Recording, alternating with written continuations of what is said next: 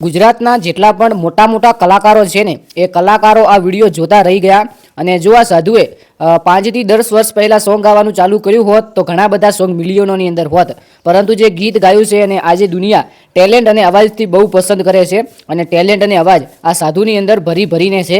તો આ સાધુ ગુજરાતની અંદર હાલમાં ખૂબ વાયરલ થઈ રહ્યા છે. તો લાંતણ પછી એકવાર આ ગીત સાંભળી લો અને પછી વિગતવાર ચર્ચા કરીએ.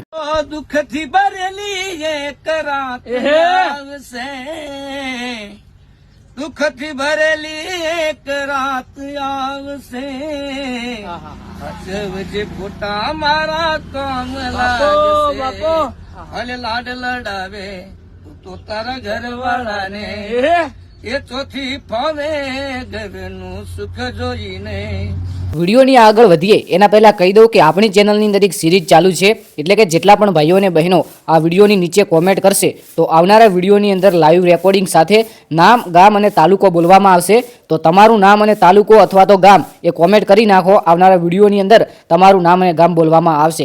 હવે ગુજરાત રાજ્યની અંદર હાલમાં ઇન્સ્ટાગ્રામની અંદર આ સાધુ ધૂમ મચાવી રહ્યા છે, કારણ કે તેમનો અવાજ અને તેમનું ટેલેન્ટ છે આ પબ્લિકને બહુ પસંદ આવી રહ્યું છે અને લોકો સારી સારી કોમેન્ટ કરે છે કે ખરેખર સંસાર ભલે મૂકી દીધો, આ ભગવાનની અંદર આવી ગયા, પરંતુ જે તમારી અંદર ટેલેન્ટ છે આ તો તમને દુનિયાના સૌથી મોટા સ્ટેજ ઉપર લઈ જઈ શકે, કારણ કે તેમનો અવાજ ભાઈ સોના કરતી પણ સવાયો અવાજ છે. અને એકવાર અવાજ સાંભળશો તો તમને પણ લાગશે કે ભાઈ અવાજ તો સરસ છે.